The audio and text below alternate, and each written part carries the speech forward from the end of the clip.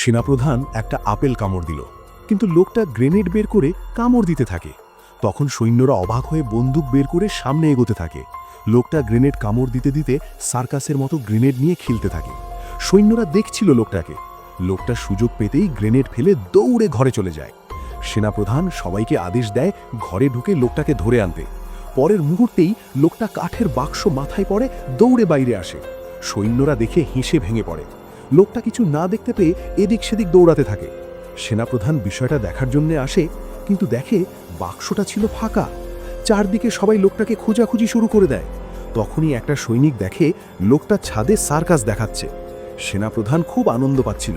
লোকটা একটা মই তুলে নেয়, মইয়ে ধরে দাঁড়িয়ে থাকে। সেনাপ্রধান লোকটার মেয়েদের কাছে দাঁড়িয়ে হুমকি দেয় আর নেমে আসতে বলে।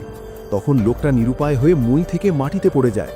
সৈন্যরা কাছে গিয়ে পা দিয়ে চেক করে মারা গেছে নাকি, কিন্তু পিছনে তাকাতেই দেখে বন্দি মেয়েগুলো উধাও।